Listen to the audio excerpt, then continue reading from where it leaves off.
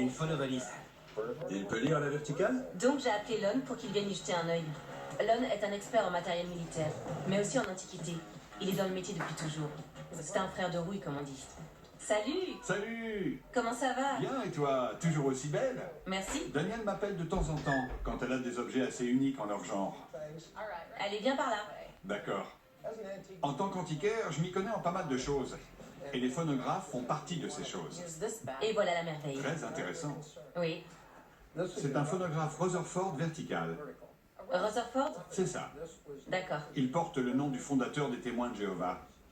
Ah oui! C'est un vieil appareil. Quand il m'a dit que ça venait des témoins de Jéhovah, ça a tilté direct dans ma tête. J'ai déjà entendu parler de cette machine parce que je suis fille de témoins de Jéhovah. Je me souviens qu'il prêchait de porte à porte. Exact. Et certains avaient ce tourne-disque. Exactement. Ouais. Le juge Rutherford était conseiller juridique de la Tour de Garde, la société d'édition qui publie les revues distribuées par les Témoins de Jéhovah.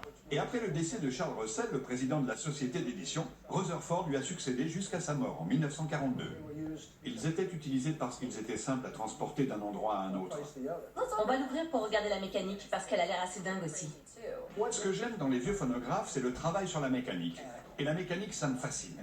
C'est pour ça que j'aime beaucoup les montres et les pendules. Mais les phonographes sont du même acabit. Et celui-ci est intéressant parce qu'on ne voit plus vraiment ce genre d'objet. Ici, sur l'étiquette un peu déchirée, on a la marque constructeur. Il y avait marqué Tour de Garde.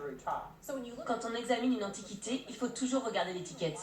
Si j'avais vu l'inscription Tour de Garde, j'aurais pu l'identifier direct. Mais cette partie était arrachée.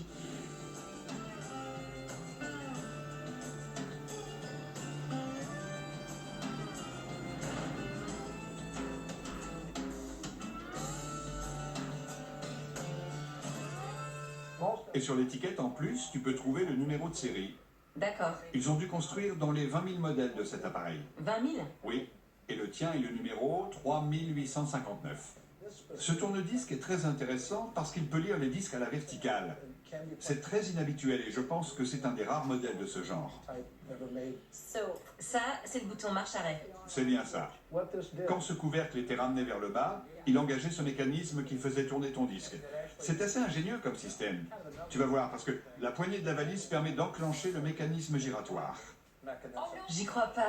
Ouais, tu remontes, D'accord. comme ça, on peut la mettre à la verticale. D'accord.